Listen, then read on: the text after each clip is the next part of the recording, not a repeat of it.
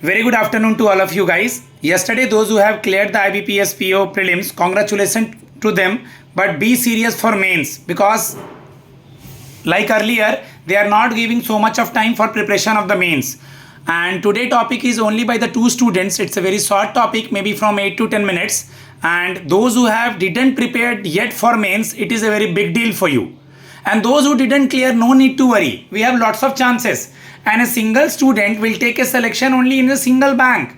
So just try to think like that. We have a lots of opportunity behind and lots of opportunity upcoming. Okay, Sweta. Good morning, sir. I am Shweta. Today my topic is citizen, domicile, migrant. Why should we worry about provincial citizenship? Sir provincial citizenship का मतलब होता है कि हम क्या एक state मतलब हम होल इंडिया को पूरे इंडिया को एक साथ नहीं लेते हैं. हम इंडिया के सिटीजनशिप को as a state wise divide कर देते हैं. जैसे ये वेस्ट बंगाल के लोग हैं, ये महाराष्ट्र के लोग हैं, तो ऐसे डिवाइड कर देने से बहुत प्रॉब्लम होता है. और हमारे जो कॉन्स्टिट्यूशन में डिफाइंड है कि यूनाइट इंडिया, तो ये भी फॉलो नहीं होता है. तो हमको ये चीज कम करना है कि हम लोग प्रोविजनल सिटीजनशिप में उतना ध्यान ना दें. प्रोविजनल सिटीजनशिप की वजह से जैसे मिग्रेंट वर्कर को बहुत ज्यादा प्रॉब्लम कोविड में दिखा गया है कि अगर हम वेस्ट बंगाल के रहने वाले हैं, हम महाराष्ट्र में जॉब करने जाते हैं, तो हमको बहुत सफर करना पड़ता है कि वहाँ के लोग बोलते हैं कि यहाँ सिर्फ महाराष्ट्र के लोग रहेंगे, दूसरे स्टेट के लोग नहीं आ सकते. ऐसे घर वर रेंट में मिलने में, फिर जॉब मिलने में बहुत प्रॉब्लम होता. और मिग्रेंट वर्कर के बगैर कोई स्टेट सर्वाइव भी नहीं कर सकता. उनको मिग्रेंट वर्कर की जरूरत भी है. और यहाँ प्रोविजनल सिटीजनशिप ला के हम मिग्रेंट वर्कर को बहुत माइग्रेंट बेटा, migrant worker. Yes, migrant worker को बहुत ज्यादा हर्डल करते हैं, उनको बहुत ज्यादा फेस करना पड़ता है. जैसे अभी देखा गया सर, एसबीआई में एक केस हुआ लैंग्वेज को लेके. तमिलनाडु साइड में, कर्नाटका साइड में कुछ एक एसबीआई का केस हुआ. तो हमको यूनाइट इंडिया बनना चाहिए.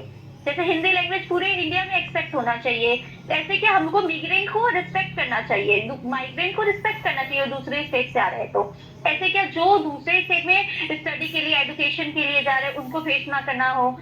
और फिर जैसे वोट में भी माइग्रेंट वर्कर के लिए वोट में भी बहुत ज्यादा इशू होता है ये प्रोविजनल सिटीजनशिप को लेके. इसीलिए इस आर्टिकल में यही बोला गया है कि हम प्रोविजनल सिटीजनशिप को कम करें और यूनाइट इंडिया बनाएं. जैसे कि इस आर्टिकल में एक एग्जांपल दिया गया है झारखंड को लेके कि झारखंड में बोला जाता है कि जो 1932 के पहले आए हैं उन्हीं को वहां का सिटीजन माना जाएगा, बाकी वहां के सिटीजन नहीं माने जाएंगे. तो ऐसे तो जो 1932 के बाद गए हैं उनके एजुकेशन में प्रॉब्लम आएगा. फिर क्या जो माइग्रेंट वर्कर गए हैं उनके रहने में प्रॉब्लम आएगा, तो उनको हर्डल फेस करना होगा. तो यही बोला गया है कि गवर्नमेंट को एक प्रोविजनल सिटीजनशिप को हटाना चाहिए और एक यूनाइट इंडिया बनाना चाहिए कि हम अलग नहीं है, सारे स्टेट एक है. वो वेस्ट बंगाल हो या महाराष्ट्र हो या फिर झारखंड हो, हम सब एक है, हम अलग नहीं है. बस यही बोला गया कि हमको यूनाइट इंडिया बनाना चाहिए, एक भारत. गाइज एक्चुअली अभी ये इश्यूज क्यों हो रहा है, पूनम और मनीष ध्यान हो तो, माइग्रेटेड लेबरर कैसे हिंदी लैंग्वेज से रिलेटेड और माइग्रेटेड लेवलर का इशू था ना तन्वी, तो ये इशू तुम लोग सुने होगे. तन्वी का भी टॉपिक अच्छा है, 2-3 दिन से कंटिन्यू 2-3 दिन से न्यूज़पेपर में आ रहा है, 2-3 पेजेस. एक ही टॉपिक था श्वेता तुम्हारा? Yes sir. ठीक है, पुल्लूरी का तो नहीं है, पूनम का भी नहीं है ना, मनीष का भी नहीं है. ओके तन्वी. ठीक है. Good morning everyone. तो मेरा टॉपिक है एजुकेशन से रिलेटेड. मेरा टॉपिक है, इसका आर्टिकल है NIRF ranking system has to be objective, transparent and open. अभी धर्मेंद्र प्रधान की फोटो आ रही थी और पूरे आर्टिकल में आ रहे थे द हिंदू के. Dharmendra Pradhan is education minister of India. Okay. जो एजुकेशन मिनिस्टर है धर्मेंद्र प्रधान, उन्होंने बोला है कि जो NIRF रैंकिंग है, नेशनल इंस्टीट्यूशनल रैंकिंग फ्रेमवर्क, उसको ट्रांसपेरेंट होना चाहिए, क्लियर ऑब्जेक्टिव होना चाहिए और ओपन होना चाहिए. मतलब उनके बोलने का मतलब ये है कि 2015 में NIRF रैंकिंग आई थी, जब मोदी गवर्नमेंट आई थी उस टाइम पे. उससे पहले 2014 से कोई रैंकिंग नहीं थी, तो कंपटीशन नहीं था एजुकेशन में. उसके बाद में कंपटीशन आया है इंस्टीट्यूशन में, जो यूनिवर्सिटीज वगैरह होती है. तो उसके बारे में एजुकेशन मिनिस्टर ने बोला है कि इसको क्लियर होना पड़ेगा। जो NIRF रैंकिंग है उसमें थोड़ी ट्रांसपेरेंसी होनी चाहिए, क्योंकि ताकि अकाउंटेबिलिटी हो।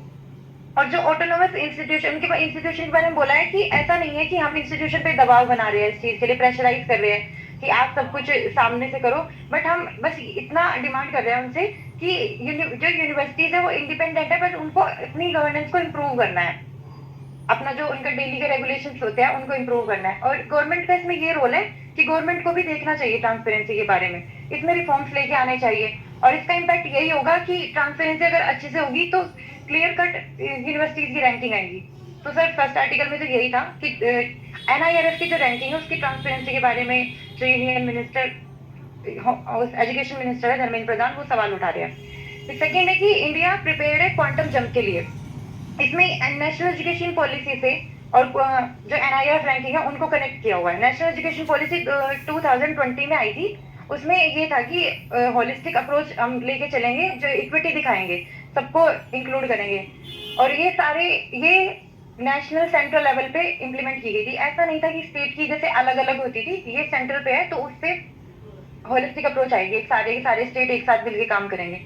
इसमें ये था कि इसके बहुत सारे फायदे हैं नेशनल एजुकेशन पॉलिसी के, जैसे मल्टीलैंग्वेज लर्निंग होगी, इक्विटी होगी, इंक्लूसिविटी होगी, जो यूनिवर्सिटीज है उनकी कोलैबोरेशन होगी बड़े बड़े इंस्टीट्यूशन के साथ में, टेक्नोलॉजी का इंटीग्रेशन आएगा कि टेक्नोलॉजी इनहेंस होगी, और स्टूडेंट को भी बेनिफिट होगा। जैसे स्टूडेंट टेक्नोलॉजी यूज करेंगे तो वही है कि 21st सेंचुरी से मिला के हम चल रहे हैं। और सर इसमें चैलेंजेस भी है। लास्ट भी इसमें ये है कि इन्होंने बोला है कि ये सब चीजें तो ठीक है, क्वांटम जब हम कर रहे हैं कि हम इम्प्रूवमेंट भी कर रहे हैं, इक्विटी भी है, रेजिलियंस भी है इसमें, बट एक चीज जो मेन है अभी हर्डल वो शॉर्टेज ऑफ टीचर है। टीचर की शॉर्टेज बहुत ज्यादा है और इंफ्रास्ट्रक्चर अच्छा नहीं है। तो इसका एम यही है, इसका जो मैं कंक्लूड करूंगी अपने दोनों इन पैराग्राफ को, कि इसका एम यही है कि एजुकेशनल अगर हब बनाना है इंडिया को तो उसमें ट्रांसपेरेंसी होनी चाहिए, रेजिलियंट होनी चाहिए, एंड जो शॉर्टेज है और जो हर्डल्स है उनको गवर्नमेंट को इम्प्रूव करना चाहिए, एंड यूनिवर्सिटीज को भी अपने आप पे थोड़ा ध्यान देना चाहिए ताकि इंफ्रास्ट्रक्चर इम्प्रूव हो सके। That's all about it. Good, very good. Guys, just try to listen the whole discussion topic as well as individual topic by Sindhu. It will be very helpful. And just I am guessing the topic of essay for upcoming mains, either insurance exam related to little bit of insurance, but in IBPS exam it is related to AI. AI is in the news. Migrated workers. Okay, language issue, environment, La Nina, La Nina, El Nino effect. Apart from it, that digitization and fraud, social media, means whichever topic is it is that not a physical war he war नहीं होता, that virus type of war और technology war भी एक war है। तो इस type के topics आ सकते हैं एग्जाम में।